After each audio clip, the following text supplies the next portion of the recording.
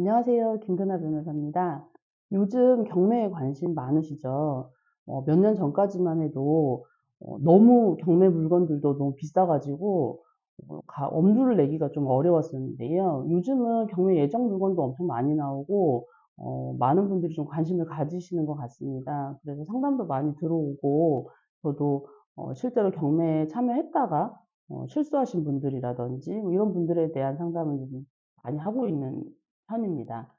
경매에는 여러 이해관계인이 있습니다. 물건의 소유자, 채무자도 있고요. 그 물건을 통해서 내 채권을 회수하려는 채권자도 있고요. 그리고 오늘 말씀드리려는 이 물건을 사려고 하는 투자자, 입찰 희망자가 있습니다. 입찰 희망자 입장에서 경매 절차를 한번 쭉 들여다보려고 하는데요. 입찰을 희망하시는 분들, 물건을 사려고 하시는 분들은 일단 그 경매에 있어서 좀 진지한 자세로 임할 필요가 있습니다. 특히 돈이 걸려 있는 문제고요. 입찰 보증금을 내야 되기 때문에 이 입찰 보증금도 적은 돈이 아닙니다. 요즘 아파트 한 채에 뭐 몇 억은 기본이고 10억, 10몇 억이 넘어가는 이런 시점에 물건의 10%라는 금액은 적은 돈이 아니거든요. 물론 최고가 매수인이 되지 못해서 돈을 돌려받을 수도 있지만 자칫 내가 예상치 못한 최고가 매수인이 되어서 물건을 사야 하는 경우에는 나머지 잔금을 전부 납부하거나 아니면 입찰 보증금을 포기해야 되거나 이런 상황이 생길 수 있기 때문에 항상 주의하시고 물건을 잘 분석하시고 혹시 권리 분석에 문제가 있다면 전문가의 도움을 받으시고 이런 과정들을 잘 거쳐서 경매에 참여하시기를 바랍니다. 임장이 진짜 중요합니다.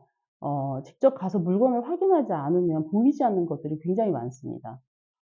특히 뭐 상가 같은 경우에는 내 상가만 볼 것이 아니라 그 상가가 들어있는 건물 안에 다른 상가의 입점률도 봐야 되고요. 또 전체적으로 그 상권이 어느 정도로 형성되어 있어서 물건의 구매력을 가지고 있는지, 사람들이 주변에 많이 오는지, 뭐 유동 인구는 얼마나 되는지 이런 것들도 봐야 되고, 또 아파트 같은 경우에는 뭐 학교야 당연히 확인할 수 있겠지만 직접 가서 볼 수 있는 여러 가지 요소들이 있거든요. 그래서 뭐 교통 상황이라든지 뭐 실제로 거주를 했을 때 사람들이 편하게 살 수 있는 곳인지 그만한 가격을 지불할 수 있는 곳인지를 확인하셔야 되기 때문에 당연히 임장은 가 봐야 됩니다.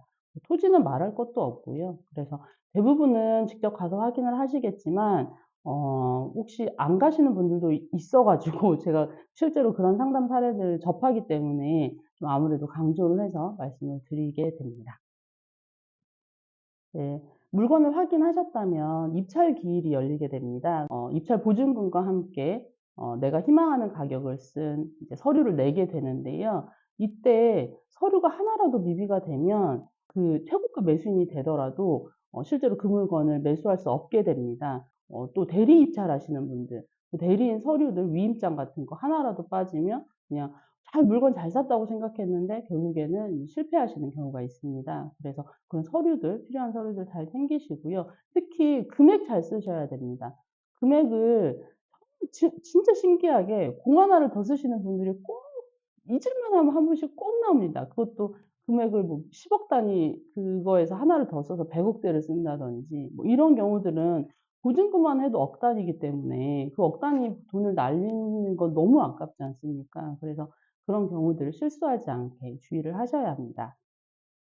입찰 기일에 최고가 매수인이 되셨다라고 하면 이제는 쭉 기다렸다가 잔금 납부를 하시면 모든 과정이 다 끝납니다. 그래서 특별히 뭐 신경 쓰셔야 될 거는 없는데요. 문제는 내가 이 금액을 잘못 썼다거나 또는 이 물건 확인을 했는데 물건에 뭔가 하자가 있다거나 이런 경우에는 내가 입찰 기일날 결정했었던 그 금액으로 살 수가 없는 상황이 생깁니다.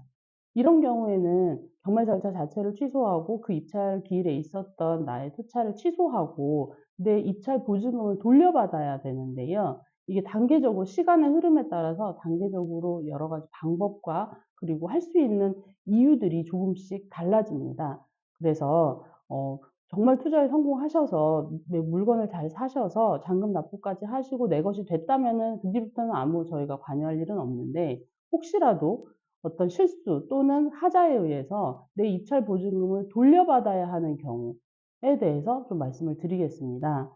입찰 기일에 최고가 매수인이 되었다라고 하면 그날 사실은 서류를 한번 쫙 들여다보고 미비되어 있는 서류가 있으면 자체로 바로 그냥 최고가 매수인에서 배제됩니다. 그러나 확인하기 어려운 상황들이 있습니다. 예를 들면 자격이 결격인 사람들이 있는데요. 대표적으로는 채무자가 있겠죠. 근데 채무자가 자기가 들어오면 당연히 확인이 될 텐데 다른 사람들을 내세워서 들어오는 경우가 있습니다. 이런 경우에는 실제로 그 내용들을 확인하기 위해서 시간을 가지게 되는데요. 법원에서는 일주일의 시간을 갖습니다. 일주일 동안 절차적으로 문제는 없는지, 매각 허가가 나서는 안 되는 여러 사정들이 있는지 확인을 한 이후에 매각 허가 결정을 일주일 후에 내리는데요. 만약에 낙찰자인 내가 뭔가 이 절차에 문제가 있고 법원에서 확인하기 어려운 사정이 있다면 매각 허가 결정에 대해서 이의 신청을 할 수 있습니다. 그래서 결정이 나기 전에 일주일 사이에 서류를 내서 이거 경유 절차가 좀 잘못된 것 같습니다. 서류를 제출하게 됩니다. 법원에서도 좀 여유 있게 바라보고 만약에 이 말이 맞다면 사실 확인을 거친 이후에 매각 불허가 결정을 하게 됩니다. 그러면 매각 불허가가 됐으니 나는 매각 보증금, 입찰 보증금을 돌려받게 되죠. 만약에 이 시기를 놓쳐서 매각 허가 결정이 이미 났거나 또는 내가 이의 신청을 했음에도 불구하고 법원에서 매각 허가 결정을 했거나 이런 경우에는 매각 허가 결정 이후에 확정시까지 일주일의 시간이 또 있습니다. 이때 시간 내에 매각 허가 결정에 대한 항고를 할 수가 있는데요. 항고는 사실 시간이 좀 판단이 오래 걸립니다. 그래서 법원에서는 항고를 신중하게 하라라는 뜻에서 입찰 보증금과 같은 금액 10%에 해당하는 항고 보증금을 내게 합니다. 그래서 이것도 사실은 만만한 금액이 아니거든요. 이미 입찰 보증금은 들어가 있고 항고 보증금까지 또 내야 한다면 사실은 이거에 대해서 좀 신중하게 생각을 해봐야 됩니다. 그리고 항고 보증금은 만약에 항고가 기각되면 돌려받지도 못합니다. 함부로 항고 보증금까지 내가면서 내 돈을 잃을 수 있는, 입찰 보증금도 잃고 항고 보증금도 잃는 이런 상황을 만들면 안 되니까 잘 검토하셔서 항고가 가능한지 여부에 대한 판단을, 전문가의 판단을 받아보시고 진행을 하시는 게 좋겠습니다. 만약에 매각 허가 결정이 확정까지 되고 그 뒤라면 사실은 이제는 더 절차가 점점 더 복잡해집니다. 점점 더 어려워집니다. 왜냐하면 우리가 매각 허가 결정이 나오지 않게 하거나 매각 허가 결정 자체를 확정 전에 항고를 해서 취소를 하는 데 있어서는 한 7가지 정도 사유들이 있습니다.